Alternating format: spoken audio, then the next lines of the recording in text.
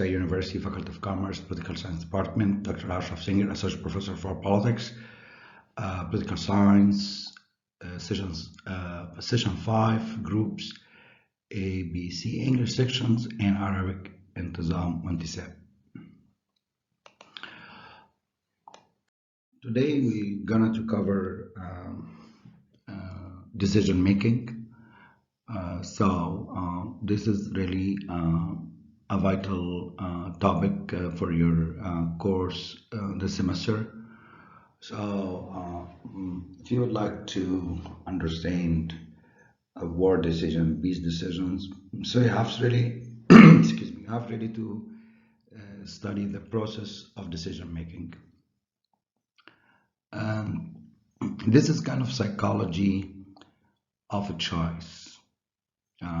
Has several implications for a crisis stability. One, people are willing to take unusual risks to recur recent losses because retaining this status quo forms people point of references. يعني طبعا يمكن يكون الانجليش ده يعني تقيل شوية، بس ولكن هو ان عملية صنع القرار في جانب سيكولوجي موجود في الاختيار نفسي بيتعرض له صانع القرار، وهو بياخد القرار اللي هيكون له تطبيقات مختلفة في وقت الأزمة. يعني ممكن الأزمة تكون لسه ستيبل وهتبدأ بتتحرك إنها تبقى انستيبل أو يعني إنها انستيبل بعد كده. الناس بيبقى عندها في الوقت ده لما تبدأ الأزمة تتحرك عندها طبعا يعني رغبة في إنها تاخد مخاطرات غير يعني متعارف عليها علشان يقدروا يتعاملوا مع الخسائر أو الأمور التي أضرت بهم، وأن يعودوا مرة أخرى للوضع القائم اللي كان موجود متسق مع طبعا رغباتهم أو رغبات شعبهم في هذا الشأن. A fully rational analysis would lead a person to cut his or her losses. The status quo benchmark could cause a statement to perceive even at high risk if there was a recent loss.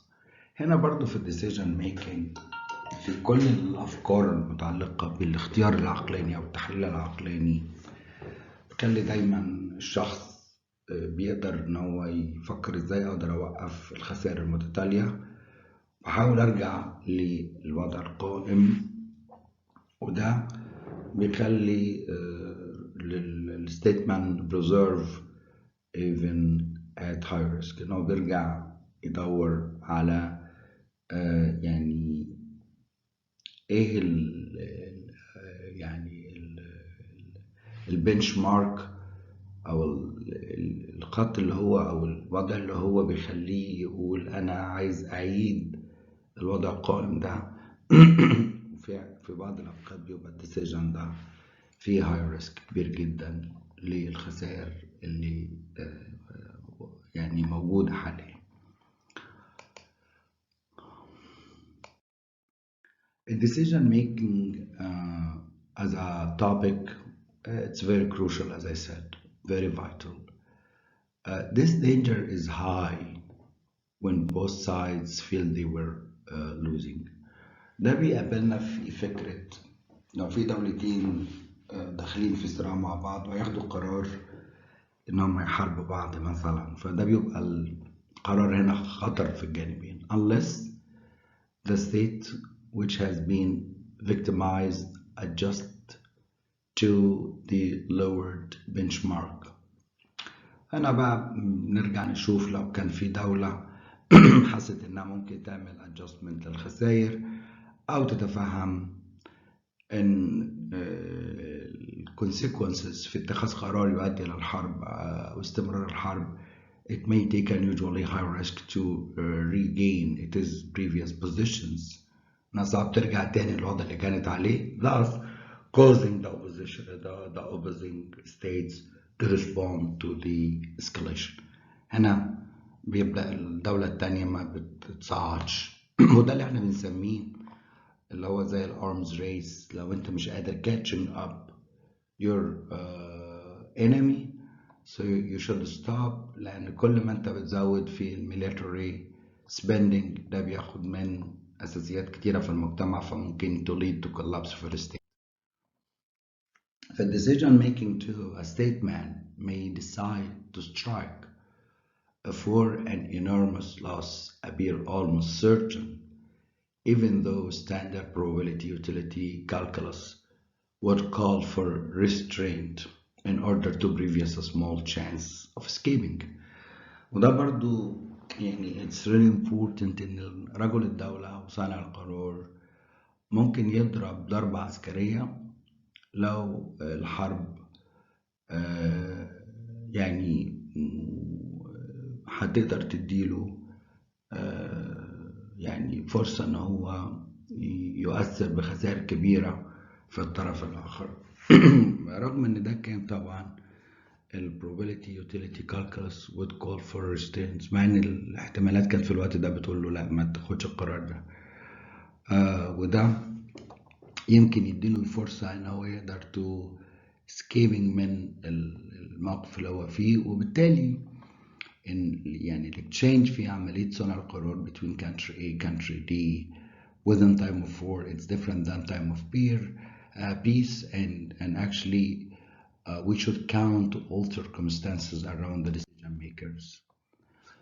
في decision making أيضا by focusing on the losses that will certainly occur if his state or her state is attacked can lead a decision maker to pursue any course of action that holds any chance of no casualties. وده النقطة اللي احنا بنفكر عليها في الكاجواليتيز، ان احنا ازاي نقدر نقلل من الخسائر او القتلى.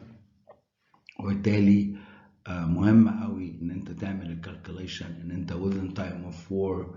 يعني 1973 war طبعا الفيرست 8 days يعني بالنسبة للإسرائيليين كان اللصص عالية جدا، وكان we're very crazy بعد ما حصل حرب 73 في 6 من أكتوبر.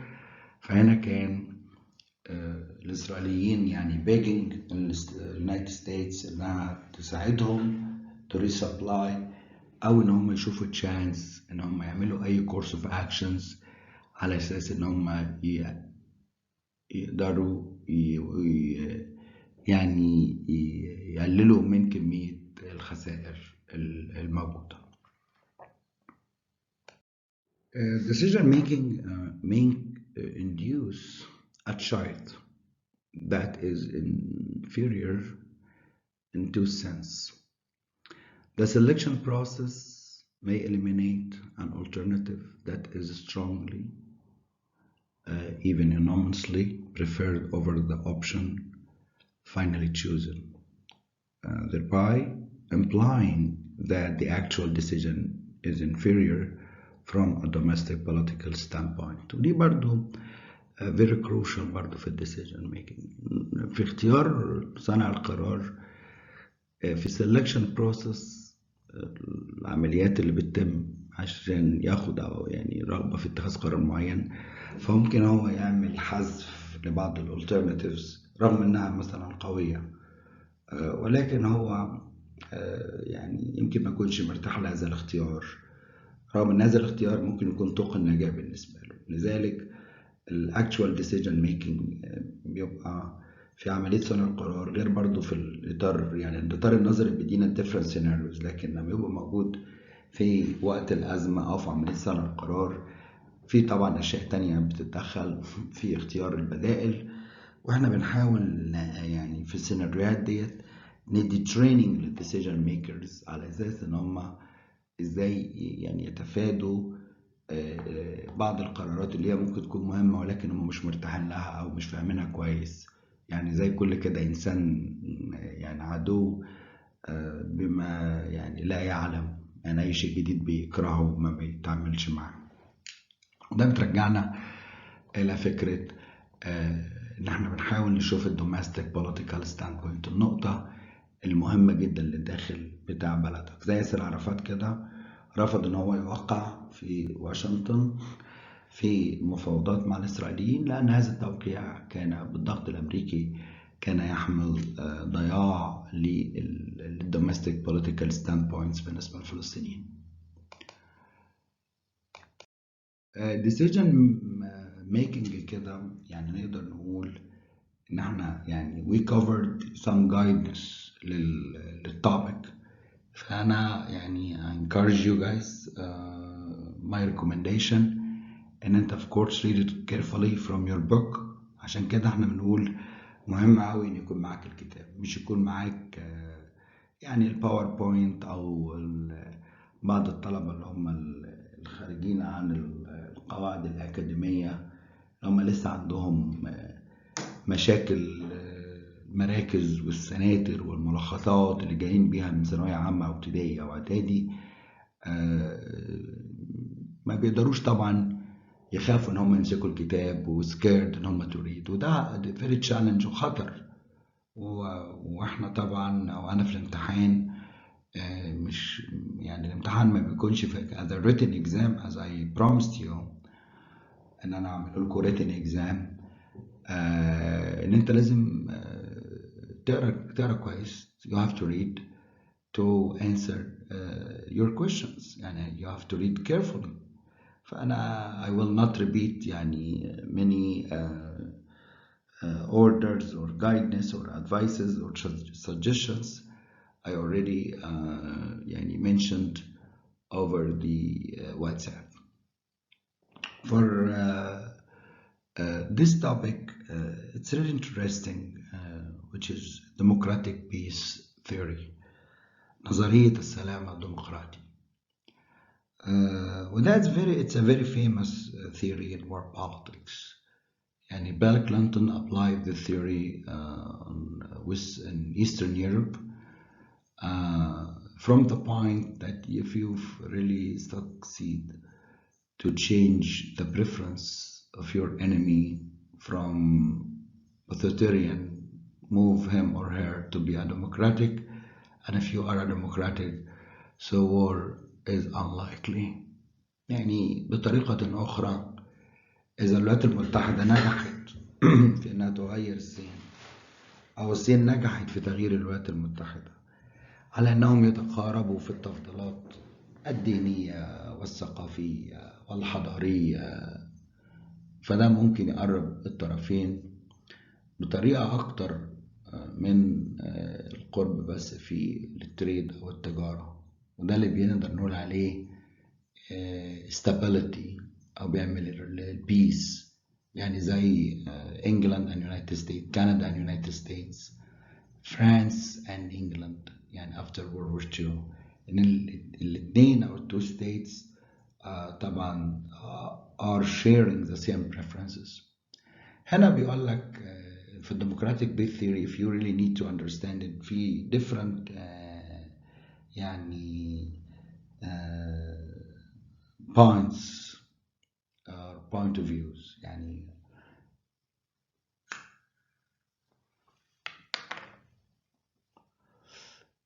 foreign policy goals are from the point of give and take of domestic politics with all its respect for generating problems of coherence in the aggregations of individual preferences.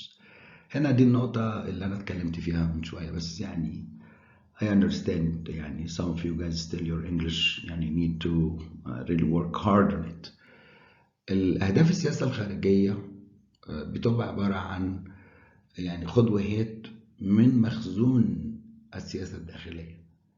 يعني بمعنى إن أي مشكلة بتحصل في الداخل بتبقى هي عبارة عن يعني تجميع لتفضيلات الأفراد في المجتمع اللي هم بيدفعوا صانع القرار إن هو ينشئ أزمة خارجية. يعني في الموضوع ده يطبق تماما على أثيوبيا مع مصر. مشكلة المية، بناء سد النهضة، هو في الأساس تصدير لمشكلة في الخارج، لأنه ده جاي من تجميع لتفضيلات الأفراد اللي في الشعب الأثيوبي اللي هم عندهم درجة عالية جدا من الانقسام، فبيحاولوا يجمعوهم على جول لفورن بوليسي، للسياسة الخارجية الأثيوبية. الدوميستيك individuals أو الناس أو الشعب اللي عايشين whether they are in democratic or authoritarian society express preferences. يعني مثلا في الصين authoritarian regime بيعبر طبعا عن تفضيلات الناس، يعني بس هل يقدروا يتكلموا بفريلي يعني بحرية ولا لا؟ ولكن بنقدر ان احنا to count that kind of aggregations of individual preferences. ده مهم قوي ان انت تفهم البوينت بتاعت الديمقراطيك بيس ثيوري بتبدا منين. each electorate اللي هو كل ناخب is interested in influencing the policies. هو عنده رغبة في النفوذ اللي ممكن يقدر يقوم بيه في سياسة محددة pursued by the national leadership. بالنسبة للقائد السياسي أو الأمير أو الكينج أو الرئيس. The leadership in return is dependent on these electorates for his continuations in office. وطبعا الرئيس أو الزعيم بيبقى مهم قوي إن هو بيعتمد على electorates اللي هم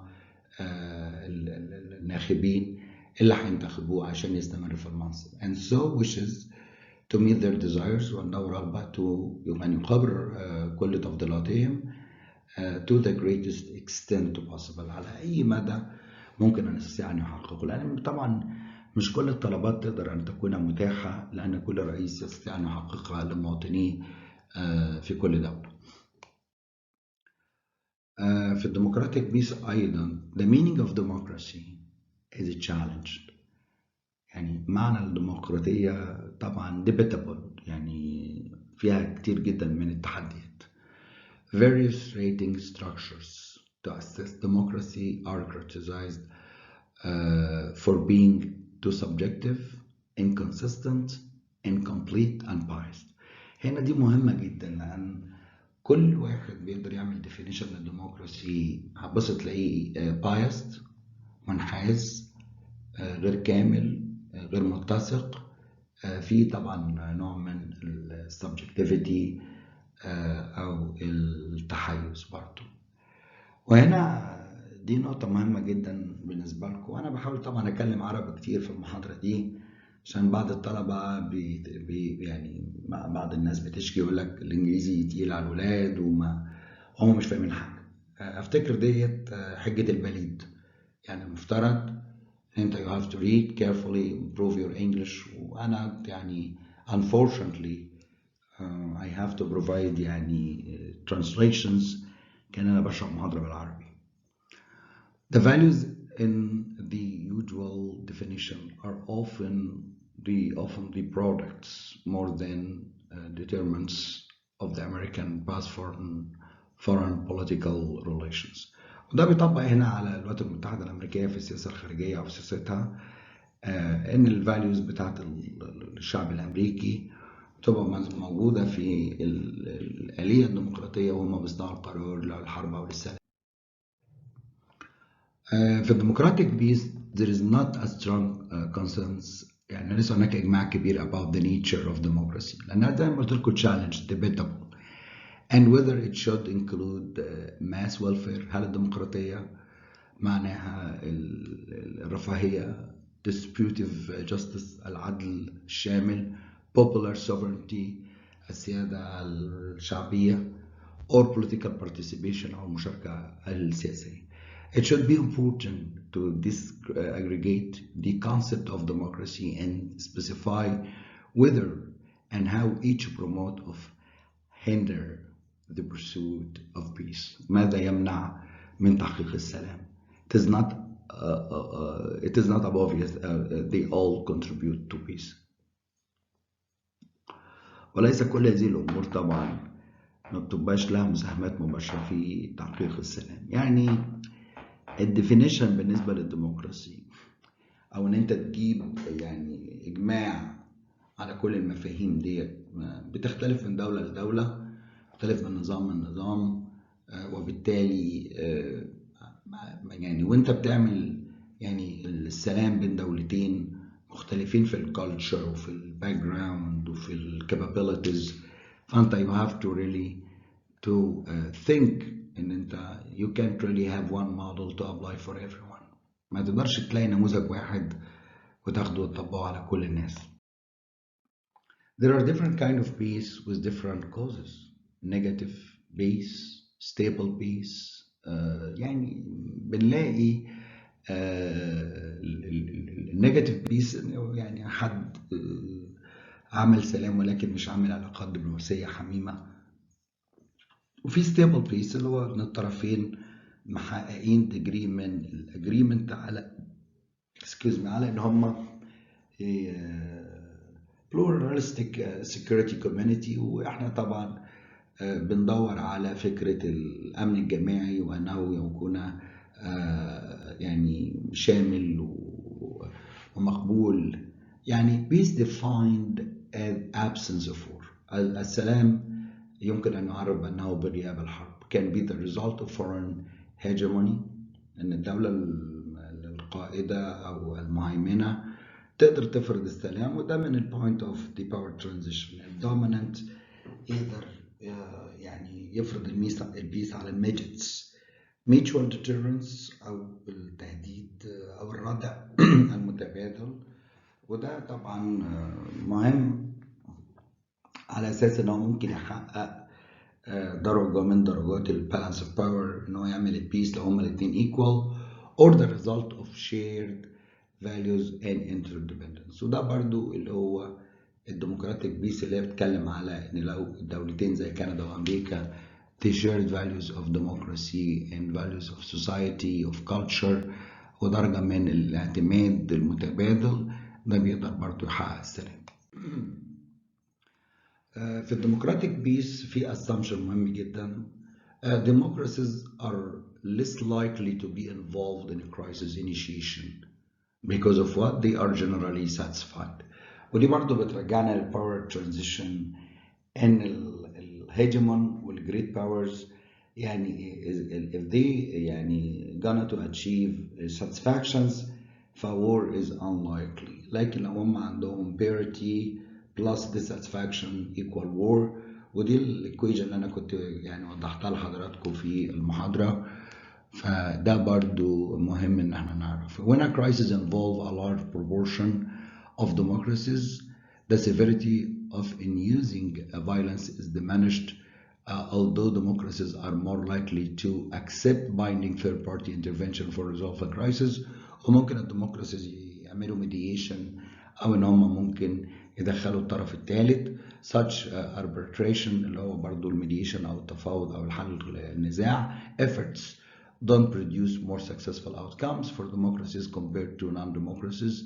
وده اللي هو يعني في الديمقراسيز وانت بتحل المشكلة لازم تفكر في win-win، عكس لو الاوتوكراسي أقوى من دولة ديمقراسي زي مثلا سبارتا وأثينا. سبارتا يعني نون ديمقراسي حربت أثينا أثينز ديمقراسي، بس سبارتا حققت كثير من الادفانتجز في هذه الحرب. وده اللي احنا مهم قوي في الابليكيشن ان انت يعني read the history for politics so you can really understand يعني different kind of theories. Democratic based theory structures البناء المؤسسي norms القيم and interest والمصالح. Two explanation for democratic peace revolve around democracies. وده اللي بيخلينا نفهم نظرية السلام الديمقراطي لما نيجي نطبقها على النظم السياسية. structure constraints and shared culture. زي ما أنا قلت structure explanation argues that the institutional arrangement of democracy limit the autonomy and the discretion of leaders to launch a war. وده مهم قوي ان احنا ندرس المؤسسات، لان المؤسسات بيبقى لها دور كبير جدا انها بتعمل restrictions على leaders انهم يشنوا الحرب.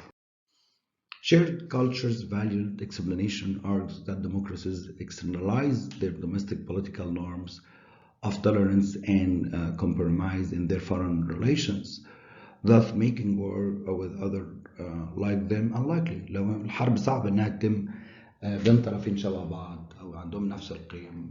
If the interest-based perspective account for democratic peace, then it means democracies don't behave differently than other type of countries. وبالتالي الدول الديمقراطية مش هتتصرف تصرفات غير محسوبة لأن هم عندهم نفس الكالكوليشن في التعامل مع كل الأزمات، عكس الأمر لو كان بين دول غير ديمقراطية. As a result of democracies, greater domestic and international audiences cost, so democracies should be able to better demonstrate resolve and be less likely to back down in a crisis.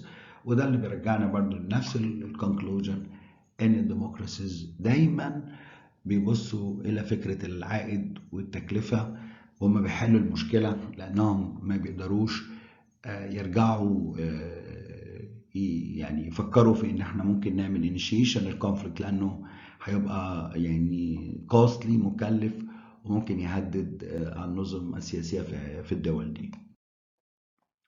The tendency for crisis involving a large numbers of democracies to produce less severe violence برضو عشان يقللوا من العنف الشديد أو القتل الشديد may result from democracy's greater ability to demonstrate resolve and make credible commitment. وبيقدروا ياخدوا credible commitment يعني اتفاقات موثوق بها rather than from their inherent pacific qualities. وده اللي احنا بنقول عليه ان مصر واسرائيل عملت اتفاقية كامب ديفيد. الحفاظ على هذه الاتفاقية بنسميها credible commitments، وده اللي بيدينا في درجة ما ان المجتمع المصري او المؤسسات المصرية هي مؤسسات تحترم المواثيق، وده بيرجع لان آلية يعني الانضباط المؤسسي موجودة في الدولة، طبعا عكس ليبيا او عكس العراق او عكس اليمن. فطبعا في فرق في هذا الشأن ازاي تقدر تعمل ديفينيشن للديمقراسي. والديمقراسي برضو مش هي ناس بتروح الانتخابات وصندوق واختيار، لا يعني في ستابس بتبقى موجودة في بناء المؤسسات قبل ما الناس بتعمل العمليات الانتخابية دي. والاتنين بيكملوا بعض، يعني ممكن يكون عندك ديمقراطية في المؤسسات ولكن الشعب لسه ما عندوش كالتشر بتاع الديمقراسي. فهنا بيبقى you need really to help your people over time to catch the improvement of your institutions. So basically you can really match preference of people with your institutions standards.